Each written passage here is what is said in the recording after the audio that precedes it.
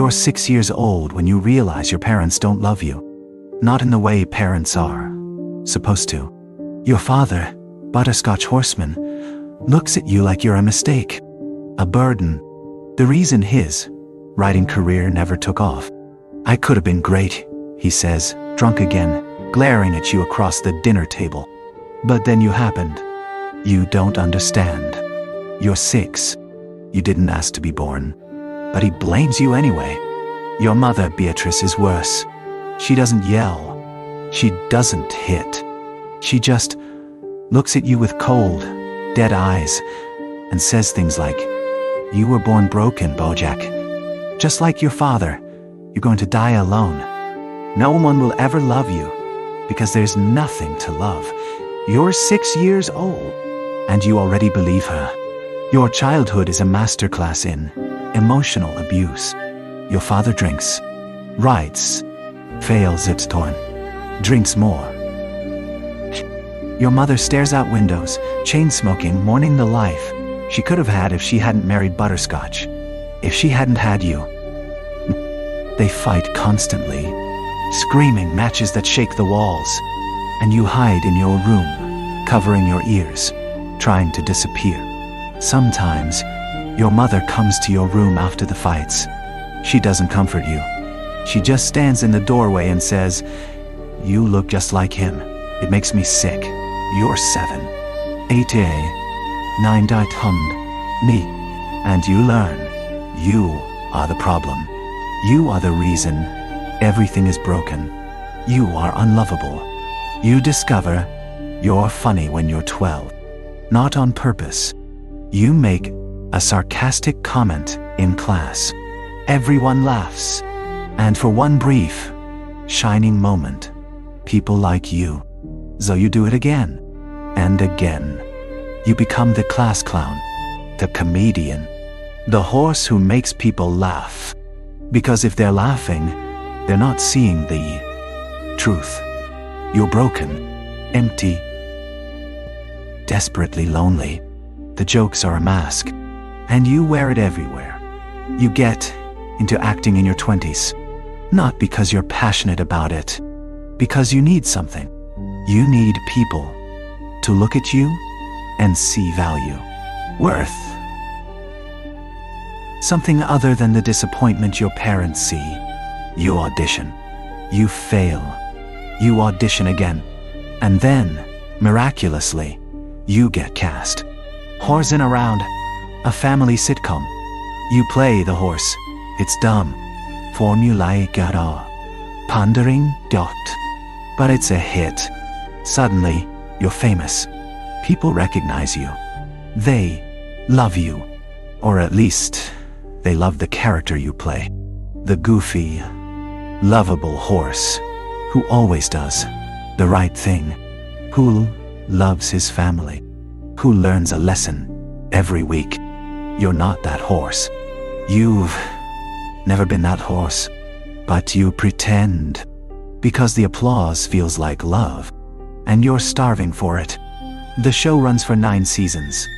9 years of playing a character you hate, of smiling for the camera, of pretending to be the kind, wholesome, good person everyone thinks you are. Off camera, you're a mess. You drink. You do drugs. You sleep with women whose names you don't remember. You're cruel to your co-stars. Dismissive. Arrogant. You tell yourself it's because they're beneath you. Because you're the star. But the truth is simpler. You hate yourself. And you want everyone else to hate you too. Because at least then, they'd be seeing the real you. The show ends. And suddenly you're nobody again. Not a serious actor. Not a respected artist. Just a washed-up sitcom star from the 90s. You try to get other roles. You audition. You network. You beg. But no one wants you. You're Bojack Horseman from Horsing Around, they say. We need someone with range. You want to scream. I have range. I'm more than that stupid show. But you're not. You're exactly what they think you are. A one-hit wonder. A has-been. Choke. You spend the next 18 years trying to be relevant again. You take meetings that go nowhere. You pitch projects that never get made. You attend parties where people pretend to remember you. Bojack, loved you and horsing around. What are you up to these days? Working on some exciting projects? You lie. You're not working on anything. You're drinking yourself to death in a mansion you bought with sitcom money. You're alone. Always alone. Because every relationship you've ever had, you've destroyed. You meet Diane Nguyen when you're 51. She's a writer. Smart. Cynical. She's supposed to ghostwrite your memoir. You think, finally, someone who will understand me. Someone who will see past the bullshit and recognize the real Bojack. So you let her in. You tell her everything. The childhood abuse. The loneliness. The self-loathing. You're honest. Vulnerable. Real. Dots. And she writes it all down. Then she reads the manuscript to you. And you hate it. Not because it's bad. Because it's true. It's a portrait of a deeply damaged, selfish, destructive person who hurts everyone around him. This makes me look like an asshole, you say. You are an asshole, Bojack, Diane says quietly. You want to argue, but you can't, because she's right. You sabotage every relationship you have. Princess, Carolyn, your agent, your friend, maybe the only person who truly cares about you, you treat like garbage. You call her at 3 a.m. when you're drunk. You make unreasonable demands. You fire her, rehire her, fire her again. She keeps coming back because she believes in you, and you punish her for it. Because deep down you think, if she really knew me, she'd leave. So you try to make her leave. To prove you're right. She doesn't. And you hate her for it. Todd lives in your house for years. He's young, optimistic. He looks up to you. You should mentor him, support him, be the father figure he never had. Instead, you sabotage him. When he gets into a rock opera school, his dream, you sabotage the acceptance call so he'll stay home and keep you company. You ruin his future to ease your loneliness. And when he finds out, years later, he looks at you with such betrayal. You're a selfish piece of shit, Bojack. You make everyone around you miserable. You want to apologize, to explain. But you can't. Because he's right. You almost have something real with Wanda. She's kind, funny. She doesn't know who you are. She's been in a coma for 30 years. For a while, it's good, healthy, normal. But then she starts seeing the real you. The selfishness, the drinking, the cruelty. You need to work on yourself, Bojack, she says. And you're furious. Because you've been working on yourself your whole life. You've been trying to be better, trying to be lovable. And it doesn't work. It never works. So you push her away. You cheat. You self-destruct. And she leaves. You know, she says on her way out, when you look at someone through rose-colored glasses, all the red flags just look like flags. She's talking about herself, but she's also talking about everyone who's ever loved you.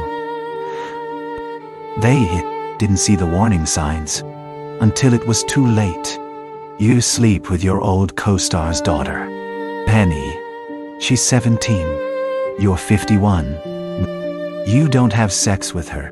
You stop yourself. Barely. But you thought about it. You almost did it. And that's enough. That's when you realize you're not just broken. You're dangerous. Sarah Lynn, Deese because of you. She was a child actor on Horsin' Around. You watched her grow up, and then you watched her collapse. Into drugs, into alcohol, into the same self-destructive spiral you're in. You should have helped her, protected her, been the adult. Instead, You went on a bender with her. For weeks, you drank and used and ran. Two broken people trying to outrun their pain.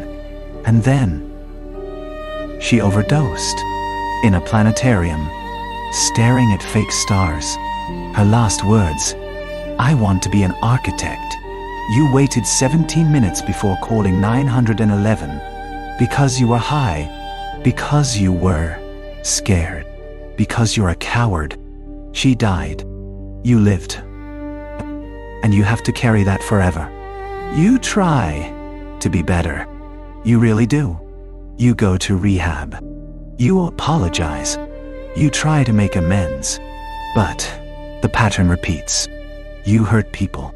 You apologize. You promise to change. And then you hurt them again. Because you're not learning. You're not growing. You're just cycling. Over and over. The same mistakes.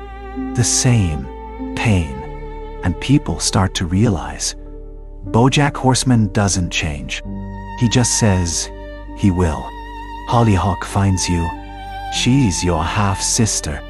The daughter your father had with a maid. She's young, sweet, hopeful. She looks at you like you're someone worth knowing. And for a while, you try. You really try. You're kind to her. Honest. Supportive. She becomes the most important person in your life. Then she finds the letters. Letters from people you've hurt. Penny Da, Charlotte Toro, dozens of others. She reads them. All of them. And she writes you a letter. Just one. You never get to read it. The audience doesn't either. But you know what it says. Because 2 weeks later, she changes her phone number. She cuts you out of her life. Completely. Your sister. The one person who gave you hope that you could be good. She looked at who you really are. And she left. You're exposed. The Penny incident. Sarah Lynn. Tall. Is it Idams? Denen Stunny Day. All of it. The press destroys you. Social media destroys you. You're not a has-been anymore. You're a monster. People you've never met hate you. They tweet about you. They make videos. They call for your cancellation, your imprisonment, your death. And the worst part? You agree with them. You are a monster. You always have been. Your mother told you when you were 6. And she was right. You go to prison. Not for long. 14 months. Breaking and entering. But it's enough. You're alone. Powerless. Invisible. No fame.